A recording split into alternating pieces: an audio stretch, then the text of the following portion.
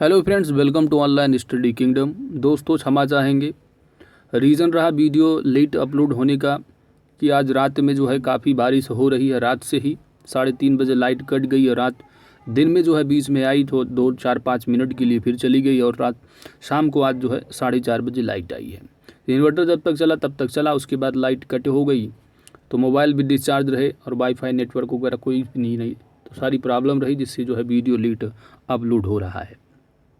जैसा कि मैंने आपसे कहा था कि ग्राम समाज एवं विकास के लिए क्लास हम लोग स्टार्ट करेंगे, तो स्टार्ट करने से पहले हम लोग आज की इस वीडियो में थोड़ा देखते हैं कि 2015 में जो ग्राम समाज एवं विकास से किस तरह के एग्ज़ाम क्वेश्चन में पूछे गए थे। पेपर जो है 2 तरह की हुई थी 2015 में, एक राजस्व लेखपाल का और एक चकबंदी लेखपाल का था। तो जैसे कि वैकेंसी जो आपकी आने वाली है अपकमिंग, जो कि आप देखेंगे अक्टूबर में नोटिफिकेशन आपको देखने को मिलेगा, वो राजस्व लेखपाल का होगा, जिसमें कि लगभग 8,000 वैकेंसियाँ हैं। तो वीडियो जो हम लोग स्टार्ट करेंगे, जो लेक्चर टॉपिक होगा ग्राम समाज एवं विकास का, उससे पहले हम लोगों को ये देख लेना चाहिए किस तरह एग्ज़ाम में क्वेश्चन पूछे गए हैं, ताकि आप लोगों को पता चल सके कि किस तरह एग्ज़ाम में क्वेश्चन पूछे जा सकते हैं। ठीक है, तो थोड़ा लेवल ऊपर नीचे हो सकता है, लेकिन क्वेश्चन किस तरह के पूछे जाएंगे आप यहाँ पर समझ सकेंगे, ताकि आपको पता चल सके किस तरह तैयारी करनी चाहिए। ठीक है, तो 2015 में जो क्वेश्चन से पूछा गया था प्रथम पाली में, ठीक है, यहाँ पर देखेंगे। इसकी PDF मैं आपको टेलीग्राम चैनल पर डाल दूंगा, आप लोग भी वहाँ से देख लेना कि किस तरह 2015 में राजस्व लेखपाल में क्वेश्चन किस तरह के पूछे गए थे। ठीक है, तो ग्रामीण विकास का जैसे कि पहला क्वेश्चन पूछा गया था कि क्षेत्रफल की दृष्टि से उत्तर प्रदेश का भारत के राज्यों में कौन सा स्थान है। तो आप समझ सकते हैं, यह उत्तर प्रदेश स्पेशल से भी आप कवर कर लेंगे, जैसा कि परीक्षा वाणी की हम लोग क्लास स्टार्ट करेंगे। तो यहाँ पर जैसे जिसने लगाया है, जिसका प्रश्न पत्र है, उसने चौथा लगाया है, तो यह बिल्कुल सही है। ठीक है, इसके पहले जो देखेंगे चौथे नंबर पर अपना उत्तर प्रदेश है। पहले नंबर पर जो क्षेत्रफल की दृष्टि से आता है दोस्तों, वह होता है राजस्थान है। ठीक है, राजस्थान के बाद मध्य प्रदेश है, फिर महाराष्ट्र है, उसके बाद अपना उत्तर प्रदेश है। तो ये क्षेत्रफल की दृष्टि से है पूछा गया था। इसको आप कह सकते हैं कि एक GK उत्तर प्रदेश समझ सकते हैं, इस तरह पूछा गया हुआ है। स्पेशली आप ग्रामीण विकास से नहीं कह सकते हैं। जैसे कि क्वेश्चन नंबर 76 से पूछा गया हुआ है, 77 यानी जो दूसरा क्वेश्चन है, वह पूछा गया था कि 9वीं पंचवर्षीय योजना में ग्रामीण क्षेत्रों में BPL के लिए निश्चित की गई वार्षिक पारिवारिक आय का स्तर क्या है। तो इस तरह के क्वेश्चन से पूछे गए हैं, तो काफ़ी अच्छा क्वेश्चन है। इसका जो आंसर होगा वह 20,000, जिसने भी लगाया वह बिल्कुल सही लगाया है। ठीक है, तो जब आप ग्राम विकास से संबंधित योजनाओं को पढ़ेंगे, पंचवर्षीय योजनाओं में, तो इसको वहाँ पर हम लोग कवर करेंगे। तो आप देख सकते हैं कि ये क्वेश्चन आपको देखने को मिल रहा है। बाकी इस क्वेश्चन को आप कह सकते हैं कि उत्तर प्रदेश GK की तरह है ये क्वेश्चन की उत्तर प्रदेश का कौन सा स्थान है क्षेत्रफल की दृष्टि से। अगला क्वेश्चन पूछा गया था कि उत्तर प्रदेश में किस वर्ष में MGNREGA that is Mahatma Gandhi NREGA वाला। ठीक है, तो इसके बारे में जो है, ठीक है, तो अब जैसे कि हम नरेगा की वेबसाइट भी है। ठीक है, नरेगा सब कहते हैं कि गांव में नरेगा में लोग काम कर रहे हैं, जो मजदूर, जैसे कि आप देखे होंगे कोरोना में बहुत सारे लोग जो आए थे और वो जो है नरेगा में उनको जॉब दिया गया था। तो देखिए गवर्नमेंट जो है उसको भी काउंट करती है कि देखिए हमने इतने लोगों को रोज़गार दिया। ये सारी चीज़ें आपने देखा होगा। तो नरेगा का पूछा गया था कि जो MGNREGA, इसका फुल फॉर्म क्या होता है दोस्तों। तो इसका जो फुल फॉर्म होगा आपका वह होता है, M से हो जाएगा महात्मा और G से Gandhi, Mahatma Gandhi National Rural Employment Guarantee Act. ये पूछा गया कि उत्तर प्रदेश में इसको कब प्रारंभ किया गया था। तो यह जो है प्रारंभ किया गया था वर्ष 2006 में। ठीक है, और जो नरेगा एक्ट है यानी national Rural Employment Guarantee act, वो 2005 का है और 2006 में उत्तर प्रदेश में लागू हुआ। तो आप कह सकते हैं कि यह जो क्वेश्चन है वो ग्रामीण विकास से संबंधित जो योजनाएं हैं उससे संबंधित। नरेगा तो काफ़ी इंपॉर्टेंट एग्जाम में पूछा भी जाता है, तो इसके बारे में हम लोग पढ़ेंगे। तो आप देख सकते हैं दूसरा क्वेश्चन हो गया। अगला क्वेश्चन पूछा गया था कि सामाजिक वानिकी कार्यक्रम का उद्देश्य निम्नलिखित सभी क्षेत्रों में बड़े पैमानों पर वृक्षारोपण है, किसके सिवाय? ठीक है, तो इन चारों में एक को छोड़ करके सभी जो सामाजिक वानिकी कार्यक्रम का उद्देश्य है वह सभी क्षेत्रों में बड़े पैमाने पर वृक्षारोपण है, किसके सिवाय? वह है नगरीय औद्योगिक संपदाओं के सिवाय। ठीक है, तो इस तरह एग्जाम में क्वेश्चन पूछे गए, इसको हम लोग जो है सामाजिक विकास में देखेंगे। ठीक है, कि सामाजिक वानिकी कार्यक्रम का जो उद्देश्य है वह फसल के लिए अनुपयुक्त जो सार्वजनिक भूमि है उस पर जो है या निम्नलिखित वन आरक्षित जो क्षेत्र हैं इनमें जो है सड़क और रेलवे पटरियों के साथ साथ जो है क्या है वृक्षारोपण करना चाहिए। ठीक है, तो यह प्रमुख उद्देश्य है सामाजिक वानिकी कार्यक्रम के। इसमें नगरीय औद्योगिक संपदाओं में इसमें शामिल नहीं है। अगला प्रश्न पूछा गया था कि उत्तर प्रदेश में प्रमुख रेल इंजन संयंत्र कहाँ पर स्थित है? तो यह जो क्वेश्चन है दोस्तों वह आपका जो है उत्तर प्रदेश स्पेशल से क्वेश्चन है। तो जो आपकी परीक्षा वाणी करवाई जाएगी लगभग आप देखेंगे 50% वहीं से आपके ग्राम समाज विकास के जो संबंधित तथ्य होंगे उत्तर प्रदेश स्पेशल से वह कवर हो जाएंगे। तो उस बुक को भी अच्छे से कवर करना है, बाकी अरियंत को हम कंप्लीट करवाएंगे ही। बाकी घटना चक्र का इंतज़ार था लेकिन वह ये लोग अभी पब्लिश नहीं कर रहे हैं। रीज़न है कि जब तक उत्तर प्रदेश नोटिफिकेशन आएगा नहीं लेखपाल का तब तक ये लोग नहीं करेंगे, आएगी तो हम लोग उसको भी कंप्लीट करवाएंगे। ठीक है, अगला प्रश्न देखते हैं दोस्तों। तो इसका जो आंसर है सही क्या है? मुगल सराय क्षेत्र। अगला प्रश्न पूछा गया था कि किस मंडल को विश्व के उत्कृष्ट कालीन उद्योगों का केंद्र माना जाता है? तो कालीन के लिए जो प्रसिद्ध रीजन है कालीन उद्योगों के लिए। ठीक है, तो विशेषकर यहाँ का जो आंसर है वो होगा ऑप्शन डी। ठीक है, क्योंकि उत्तर प्रदेश का जो मिर्ज़ापुर जो मंडल है ना उन मंडल में कौन कौन से जो है वो डिस्ट्रिक्ट आते हैं ये सब चीज़ें हम जो है आपको जो परीक्षा वाणिज्य है उसमें पहले ही चैप्टर में हम लोग यहाँ पर कवर करेंगे। ठीक है, राजनीतिक एवं प्रशासनिक ढांचा में। तो मिर्ज़ापुर जो मंडल है उसमें देखेंगे कि बनारस, मिर्ज़ापुर, सोनभद्र की दूर दराज के गाँव जो है बेहद वहाँ पर जो है वो कालीन उद्योगों का विकास हुआ है। ये सारी चीज़ें हम लोग वहाँ पर कवर करेंगे। तो इस तरह आप देख सकते हैं किस तरह के क्वेश्चन एग्जाम में पूछे गए हैं। अगला क्वेश्चन पूछा गया था जमाबंदी से क्या तात्पर्य है? जमाबंदी से क्या तात्पर्य है? तो इसको आप ग्राम समाज एवं विकास से संबंधित जोड़ सकते हैं। तो यहाँ पर सही जवाब क्या है? भू अधिकारों के प्रलेख से। ठीक है, तो ये सारी चीज़ें हम ग्राम समाज एवं विकास में कवर करेंगे। अब ऐसे यहाँ लिखा है भू अधिकारों के प्रलेख से, तो आप दूसरी भाषा में आप अगर समझें कि जमाबंदी का मतलब क्या है, तो जमाबंदी का मतलब होता है जो पटवारी होते हैं इनके जो बही खाते होते हैं जिसमें काश्तकारों की लगान का हिसाब किताब ब्यौरा अपना लिखा जाता है, वही होता है जमाबंदी। ठीक है, तो ये सारी चीज़ें हम वहाँ कवर कर लेंगे अच्छे से, कोई टेंशन नहीं है। अब यहाँ पर देख सक रहे हैं कि किस तरह के क्वेश्चन पूछे जा रहे हैं। अगला क्वेश्चन पूछा गया था कि उत्तर प्रदेश राज्य के वित्तीय स्वास्थ्य की देखरेख तथा सरकारी लेन देनों में पारदर्शिता लाने के लिए कौन सी वेबसाइट जो है वो तैयार की गई है? तो आप देख सकते हैं, इसको जोड़ सकते हैं कि यह करंट अफेयर्स के क्वेश्चन से पूछा गया था उत्तर प्रदेश स्पेशल का। ठीक है, तो यहाँ पर सही जवाब क्या है? कोसवानी बिल्कुल सही जवाब है। तो ये 2015 में पूछा गया था क्वेश्चन, उस समय का करंट अफेयर्स रहा। तो ये जो है कोसवानी क्या है? एक तरह की जो है क्या है वेबसाइट है जिसमें कि आप देखेंगे, आप जब कोसवानी वेबसाइट koswani.up.nic पर जाएंगे तो ये विशेषकर जो है वो उत्तर प्रदेश द्वारा जो लॉन्च की गई वेबसाइट है जिसमें कि जो राज्य के वित्तीय स्वास्थ्य की देखरेख तथा सरकारी लेन देन से संबंधित वहाँ पर आपको डाटा उपलब्ध होते हैं। ठीक है, तो चलिए अगला प्रश्न पूछा गया। तो इस क्वेश्चन को आप कैसे समझ सकते हैं कि उत्तर प्रदेश करंट अफेयर्स का। अगला प्रश्न पूछा गया था कि कौन से शास्त्रीय नृत्य रूप का उत्तर प्रदेश में उद्भव हुआ?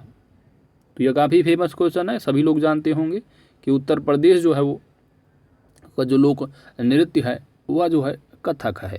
ठीक है, लोक नृत्य भी उत्तर प्रदेश का इस तरह यहाँ पर पूछा जा रहा है, उद्भव जो हुआ है उत्तर प्रदेश में कथक का। ठीक है, चलिए अगला प्रश्न है आपका 85।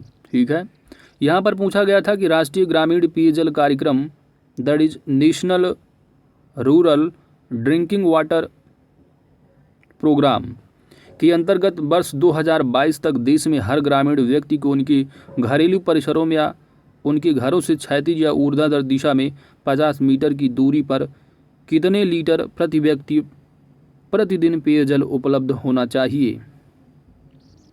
ठीक है, तो ये क्वेश्चन थोड़ा लंबा है। सिंपल से आप समझिए कि जैसे कि अगर कोई ग्रामीण व्यक्ति है तो उसके आसपास जो 50 मीटर की दूरी है वहाँ पर उसको कम से कम कितने लीटर जो है वो प्रति व्यक्ति जो है, यानी एक व्यक्ति को आसपास 50 मीटर की दूरी में उसको कितने लीटर की उपलब्धता होनी चाहिए जल की, इसके हिसाब से जो होनी चाहिए दोस्तों, ठीक है, तो 70 जो है वो लीटर होनी चाहिए। ठीक है, तो अब ये जैसे कि राष्ट्रीय ग्रामीण पेयजल जो आपका है ये एक सब्जेक्ट है आपका, जैसे कि आप संविधान में जो 11th शेड्यूल जो 11वीं अनुसूची है आप उसमें देखेंगे जो 29 विषय दिए हैं उसमें से एक विषय ये भी है राष्ट्रीय ग्रामीण पेयजल। ठीक है, ये सारे सब्जेक्ट हैं दोस्तों। तो चलिए अगला प्रश्न देखते हैं। तो आप कह सकते हैं ये ग्रामीण विकास से स्पेशली क्वेश्चन है। अगला प्रश्न पूछा गया था कि भारत की जनगणना 2011 के अनुसार उत्तर प्रदेश का प्रति वर्ग किलोमीटर जनसंख्या घनत्व कितना है? पॉपुलेशन डेंसिटी यहाँ पर पूछा गया है उत्तर प्रदेश की, तो 829 वर्ग जो है प्रति जो स्क्वायर किलोमीटर, यानी कि आप जैसे कि निकालते हैं कि 1000 अगर स्क्वायर मीटर है तो उसमें कितने व्यक्ति हैं? 829 व्यक्ति हैं। ठीक है, तो याद रखना जैसे कि उत्तर प्रदेश की पॉपुलेशन डेंसिटी, इस तरह इंडिया। ठीक है, तो आप यहाँ पर ग्रामीण विकास से पूछा गया संबंधित तो कितना है प्रति वर्ग किलोमीटर, यानी कि जो एक वर्ग किलोमीटर में कितने व्यक्ति रहते हैं, तो ये एवरेजन जो है वो 829 है। ठीक है, 829 अकॉर्डिंग टू सेंसस 2011 प्रति वर्ग किलोमीटर में। चलिए अगला प्रश्न पूछा गया था कि स्वच्छ भारत मिशन ग्रामीण के अंतर्गत ग्रामीण क्षेत्रों में शौचालयों के निर्माण के लिए नवंबर 2014 में उत्तर प्रदेश सरकार ने कितने करोड़ का प्रावधान किया है? तो ये जो है क्वेश्चन आप बजट से इसको रिलेट कर सकते हैं कि बजट में जैसे कि नवंबर 2014 में रहा, इसी तरह जैसे कि बजट आपका अगर आपने नहीं पढ़ा है दोस्तों तो बजट ज़रूर कवर कर लीजिएगा। जो घटना सार का हमने कराया है उसी को आप कवर कर लीजिए, एनफ होगा। बाकी आने वाले टाइम पर हम स्पेशली जो है टू द पॉइंट इन जो है उसको भी कवर करा देंगे बजट का, बिल्कुल जो आपके लिए इंपॉर्टेंट तथ्य होंगे। ठीक है, एलोकेशन के हिसाब से काफ़ी इंपॉर्टेंट कुछ तथ्य हैं, जैसे कि अब स्वच्छ भारत मिशन ग्रामीण के अंतर्गत पूछा गया 2014 में था, अगर 21 में पूछ लिया जाएगा तो आपको मालूम होना चाहिए जो बजट का आवंटन है स्वच्छ भारत मिशन ग्रामीण में वह 2031 करोड़ रुपए का है। वहीं पर अगर शहरी में पूछा जाता है तो ये सब चीज़ें मालूम होना चाहिए, 1400 करोड़ रुपए हैं। ठीक है, ये सारी चीज़ें आप बजट से कवर कर लीजिएगा दोस्तों, जो घटना सार का हमने करा रखा है उत्तर प्रदेश स्पेशल का। चलिए अगला प्रश्न है आपका, पूछा गया था कि उत्तर प्रदेश में 75 जिलों सहित कितने प्रमुख मंडल हैं? तो जब राजनीतिक एवं प्रशासनिक ढांचा हम परीक्षा वाणी का कवर करेंगे तो वहाँ पर इसको आप कवर कर लेंगे। टोटल जो मंडल हैं वो 18 मंडल हैं। ठीक है, ऑप्शन डी यहाँ पर सही जवाब हो जाएगा। ठीक है, बाकी कौन कौन से मंडल हैं वो सारी चीज़ें अगर वहाँ पर देखेंगे तो वो सारी चीज़ों को आपको पता होना चाहिए। अगर एग्जाम में पूछ लिया जाए कि इनमें से कौन सा मंडल नहीं है, ठीक है, तो उत्तर प्रदेश में कितने ज़िले हैं, कितने गांव हैं, ये सारी चीज़ें हम यूपी स्पेशल परीक्षा वाणी से अच्छे से कवर कर लेंगे, जिसमें कि आपके ग्रामीण विकास के लगभग 50% दिखेगा वो वहीं से कवर हो जाएंगे। ठीक है, तो आप देख सकते हैं यूपी जीके का क्वेश्चन है। ठीक है, चलिए अगला प्रश्न पूछा गया था दोस्तों कि उत्तर प्रदेश राजमार्ग भू नियंत्रण अधिनियम किस वर्ष में पारित किया गया था? ठीक है, तो यहाँ पर आपका सही जवाब क्या होगा? ये जो आपका उत्तर प्रदेश भूमार्ग जो नियंत्रण है आपका, ठीक है, उत्तर प्रदेश राजमार्ग भू नियंत्रण अधिनियम, यह बेसिकली 1945 में जो है ये पारित किया गया था। कब? तो 13 दिसंबर 1945 में। ये सारी चीज़ें हम जो पढ़ेंगे ग्राम समाज एवं विकास से संबंधित, ये सारी चीज़ें आप समझ सकते हैं। ये क्वेश्चन जो है स्पेशली ग्राम समाज एवं विकास से संबंधित है। ठीक है, कुछ अधिनियम है इंपॉर्टेंट उत्तर प्रदेश के, ठीक है, जो ग्रामीण विकास से संबंधित है, कुछ कार्यक्रम हैं, कुछ योजनाएं, ये सब चीज़ें आपको इंपॉर्टेंट हैं, ये सब देखने को मिलेंगी। इन सब चीज़ों को अच्छे से कवर किया जाएगा। ठीक है, तो इन सारी चीज़ों को हम लोग डिटेल में पढ़ेंगे। जैसे कि कुछ आपने देखा होगा ईंट भट्ठे होते हैं गाँव में, ठीक है, गाँव में क्या लगभग जो हर जगह मिलेंगे आपको। ठीक है, तो ईंट भट्ठे होते हैं, वहाँ पर जो मिट्टी की खुदाई होती है वो सब चीज़ें इसमें जो है वो देखने को मिलती है कि कानूनन वो सही है कि नहीं, ये जगह किस तरह मिट्टी निकाली जा रही है, ईंटें बन रही हैं। ठीक है, विशेषकर जो है ये उन सभी के लिए जो भू नियंत्रण अधिनियम है, ठीक है। और सड़क को जो है इसी अधिनियम के द्वारा जो है परिभाषित किया जाता है, जिसका अर्थ जो होता है कि राज्य सरकार द्वारा जो की गई वो एक पक्की सड़क है, इस तरह जो है आप देखेंगे सब चीज़ों में, ठीक है। तो हम लोग वहाँ पर अच्छे से कवर करेंगे। आप यहाँ पर क्वेश्चंस को देखिए किस तरह पूछे गए हैं। अगला प्रश्न पूछा गया था मिड डे से रिलेटेड, ठीक है। तो मिड डे मील प्रोग्राम है मध्याह्न भोजन कार्यक्रम के अंतर्गत, जैसे कि जो गाँव में प्राइमरी स्कूल हैं वहाँ पर जो है ये चीज़ें आपको अभी भी देखने को मिलती है। मध्याह्न भोजन पकाने, परोसने व उपयोग करने में स्वच्छता का विशेष ध्यान रखने के लिए जांच पड़ताल कितनी आवृत्ति पर करनी चाहिए। तो यहाँ पर जो सही जवाब होगा वो मतलब है कि आप रोज़ाना जो है साफ़ सफाई का ध्यान रखें, क्योंकि वहाँ पर देखते हैं कि छोटे छोटे बच्चे आते हैं, ठीक है। तो साफ़ सफाई का विशेषकर ध्यान देना यहाँ पर सही जवाब होगा कि आपको पर डे जो है वो साफ़ सफाई करनी है, ठीक है। अब ये जो आपका मिड डे मील प्रोग्राम है, यह जो कार्यक्रम है, या शुरुआत इसकी कब की गई थी, तो यह शुरुआत जो है वो इसकी शुरुआत जो है आपकी 15 अगस्त को की गई थी। 15 अगस्त कौन सा, तो ये 15 अगस्त 1995 का, ठीक है। तो 15 अगस्त 1995 की इसकी शुरुआत की गई थी मध्याह्न भोजन कार्यक्रम की, ठीक है। जिसमें क्या है कि बच्चों को दैनिक आधार पर भोजन की गुणवत्ता है जो है जांच पड़ताल करनी चाहिए, इस एक्ट के हिसाब से रोज़ जो है उनको साफ़ सफाई करनी, ये सारी चीज़ें हम लोग अच्छे से कवर करेंगे। यहाँ पर देख रहे हैं किस तरह क्वेश्चन पूछे गए हैं। चलिए अगला प्रश्न पूछा गया था कि अम्बेडकर विशेष रोजगार योजना के अंतर्गत सामान्य श्रेणी लाभार्थियों के लिए उपलब्ध इकाई लागत प्रतिशतता या अधिकतम आर्थिक सहायता सब्सिडी जो है वह कितनी है, ठीक है। तो ये आपका जो अम्बेडकर विशेष रोजगार योजना है, अब इसका नाम भी माननीय बाबा जी अपने उत्तर प्रदेश के मुख्यमंत्री योगी आदित्यनाथ जी ने जो है इसको जो है अपना नाम इसका भी बदल दिया गया है दोस्तों। इसका उत्तर प्रदेश मंत्रिपरिषद जो नाम बदला है वो नाम इसका कर दिया है बाबा साहब अम्बेडकर रोजगार प्रोत्साहन योजना, ठीक है। तो ये पुराना डाटा है, आप ये 25% जो दिया ये सब चीज़ें छोड़िए। आप इस योजना के बारे में जब हम लोग डिटेल में पढ़ेंगे तो वहाँ पर कवर करेंगे। ऊपर ऊपर समझिए कि इस योजना के अंतर्गत जो लाभार्थी हैं उनको, जैसे कि अनुसूचित जाति, अनुसूचित जनजाति या दिव्यांग जो होते हैं उनको 35% तक जो है ग्रांट मिलता है, और अधिकतम 70,000 रुपये, जो पहले की जो 2 लाख हुआ करती थी, ठीक है ये। लेकिन अब जो है ये लिमिट जो है दोस्तों वह 35% जो है किया, अधिकतम जो है वो 70,000 रुपये, ठीक है। तो जो भी इन लोगों में कम होगा वो सब चीज़ें डिटेल में हम लोग जब पढ़ेंगे, बस ऊपर ऊपर समझिए, ठीक है। अब जिनके परिवार की आय 2 लाख रुपए से अधिक नहीं होगी, ये सब चीज़ें लाभार्थी जो होंगे 18, ये सब चीज़ें हम डिटेल में पढ़ लेंगे, ठीक है। उत्तर प्रदेश योजना से संबंधित और विशेषकर योजना जो है ये 2004 में शुरू की गई थी। 2004 में इसको शुरू किया गया था, जो ग्राम विकास विभाग होता है उत्तर प्रदेश का उसके द्वारा, ठीक है। तो इसलिए इम्पॉर्टेंट योजना है, तो टेंशन नहीं लेने का, जब हम लोग कवर करेंगे अच्छे से कवर कर लिया जाएगा। अगला प्रश्न पूछा गया था कि एक ग्राम पंचायत में महिलाओं के लिए कितने प्रतिशत पद आरक्षित होने चाहिए। तो ये चीज़ें आप पॉलिटी में भी पढ़े हैं, ठीक है,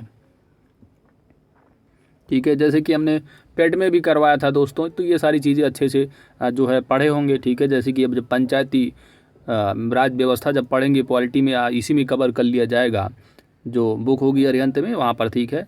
तो महिलाओं का जो आरक्षण होता है 1/3 होता है, ठीक है।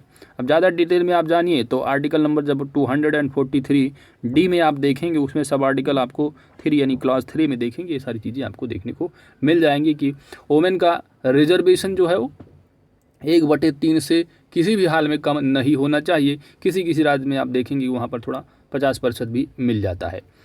तो मिनिमम कितना है कि 1/3 तो होना ही चाहिए रिजर्वेशन, ठीक है। बाकी स्टेट गवर्नमेंट चाहे तो अपना बढ़ा सकती है। चलिए अगला प्रश्न।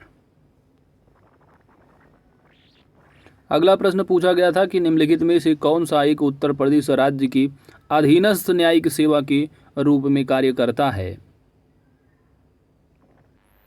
तो यहाँ पर सही जवाब क्या है, इटावा जिला न्यायालय, ठीक है। तो आप देख सकते हैं कि इस तरह एग्जाम में क्वेश्चन पूछे गए हैं। अगला प्रश्न पूछा गया था कि ब्रिटिश शासन के दौरान उत्तर प्रदेश में भूमि पंजीकरण किस अधिकारी द्वारा किया जाता था। तो यहाँ पर आंसर क्या होगा दोस्तों, आंसर हो जाएगा काजी, ठीक है। कहीं कहीं आपको जो है लेखपाल या पटवारी इनाम से भी देखेंगे, लेकिन जो आंसर की माना है वो आदियोगी जो है उसको एमाना, ठीक है। तो ये सारी चीज़ें हैं। चलिए काजी। अगला प्रश्न जो है था वो था राज्यसभा में कितनी सीटें उत्तर प्रदेश से हैं।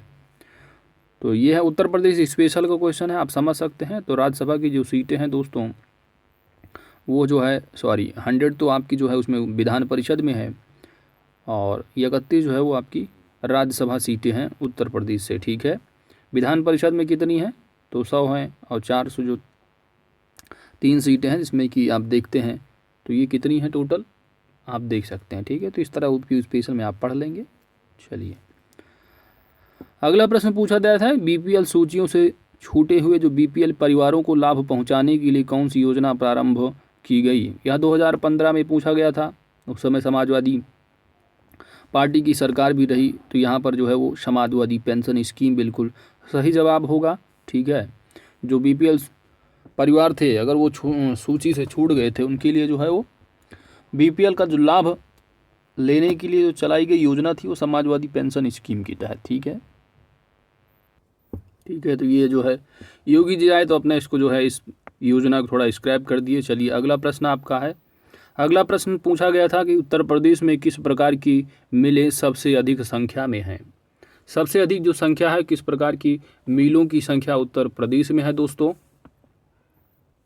सिंपल सी बात किसकी है, तो सबसे अधिक जो चीनी मिलों की संख्या है, ठीक है। तो ये आप वर्तमान अगर परिप्रेक्ष्य की बात करेंगे तो सबसे ज़्यादा जो चीनी मिलों की संख्या है वह उत्तर प्रदेश में नहीं है, वो महाराष्ट्र में है, ठीक है। 2015 की बात थी। चलिए अगला प्रश्न है दोस्तों, SGSY का पूर्ण रूप पूछा जाना था। तो इसका जो पूर्ण रूप है दोस्तों वह क्या है, तो सही जवाब होगा यहाँ पर ऑप्शन बी, बिल्कुल जिसने चुना है बिल्कुल सही चुना है। तो यहाँ पर सही जवाब क्या है, स्वर्ण जयंती ग्राम स्वरोजगार योजना। इसकी जो शुरुआत हुई थी दोस्तों वह 1 अप्रैल 1999 को शुरुआत हुई, ठीक है। तो ये सारी चीज़ें हम लोग डिटेल में जब पढ़ेंगे अपना ग्राम समाज तो वहाँ पर कवर करेंगे चीज़ों को, ठीक है। तो आप यहाँ पर बस देखिए किस तरह के क्वेश्चन पूछे गए हैं। चलिए अगला प्रश्न पूछा गया था कि उत्तर प्रदेश में जो लिंगानुपात है यानी सेक्स रेशियो है वह वर्ष 2001 में 898 था और वर्ष 2011 का पूछा गया है, ठीक है। तो जो सेक्स रेशियो है उत्तर प्रदेश को वह कितना है वर्तमान में, यानी 2011 सेंसस के हिसाब से वह 912 है, ठीक है। तो यहाँ पर डी ऑप्शन सही होगा। तो यह यूपी स्पेशल से देख सकते हैं कि ज़्यादातर आप देखने को जो मिल रहे हैं क्वेश्चन वो आपको यूपी स्पेशल से रिलेटेड जो है जो कि आपको परीक्षा बाड़ी में कवर करवाता जाएगा, ठीक है। तो लगभग 50% आपकी वहीं से कवर हो जाएंगे। इसलिए मेरा पर्पज़ रहा वीडियो बनाने का कि पिछले ईयर में किस तरह के क्वेश्चन पूछे गए हैं 2015 में। अगला प्रश्न पूछा गया था कि मध्य भारत में 1 बीघा कितने हेक्टेयर के बराबर होता है। तो ये आप समझ सकते हैं, थोड़ा पैरामीटर आपके एग्जाम में पूछा जाएगा। तो जो 1 बीघा होता है उसमें कितने हेक्टेयर होते हैं, तो 0.2529 हेक्टेयर होते हैं, ठीक है। ऑप्शन भी यहाँ पर सही जवाब हो जाएगा। तो इस तरह आपने देखा कि किस तरह के एग्ज़ाम में पूछे गए हैं क्वेश्चन, जैसे कि 100 नंबर हो गया आपका, ये भी आप समझिए ग्रामीण परिवेश का हो गया, ठीक है। क्वेश्चन 1, 2, दूसरा क्वेश्चन, ठीक है, ये सब योजनाओं से संबंधित, तीसरा ले लो, ठीक है, चौथा हो गया, क्वेश्चन 4 हो गए टोटल, 4, 5 हो गया, 5, ठीक है, 5, 6, ठीक है। बाकी यूपी स्पेशल से रिलेटेड सारे क्वेश्चन है। तो मान के चलिए कि जो 25 क्वेश्चन पूछे गए हैं इसमें से 50% आप ग्रामीण परिवेश से ले लीजिए, बाकी 50% आप यूपी स्पेशल पढ़ करके आप कवर कर ले जाएंगे, ठीक है। तो दोस्तों ये रहा जो है आपके सामने जो 2015 में पूछा गया था, आपने देखा कि इस तरह क्वेश्चन पूछे गए हैं, ठीक है। तो अब जो हम लोग क्लास स्टार्ट करेंगे ग्राम समाज एवं विकास की, वो जल्द ही जो है स्टार्ट करने वाले हैं, ठीक है। वो अरिहंत से कवर किया जाएगा दोस्तों। युक्ति की तो आप लोगों ने जो हमने पोस्ट किया था उसको आप लोगों ने कहा, ठीक है, तो अरिहंत की थोड़ा कवर कर लेंगे, ठीक है, थोड़ा अच्छे से कवर करेंगे, थोड़ा डिटेल में चल करके, ठीक है। तो बाकी जो क्वेश्चन होंगे, क्वेश्चन जो MCQ होंगे वो युक्ति वाले उसको भी करवा देंगे।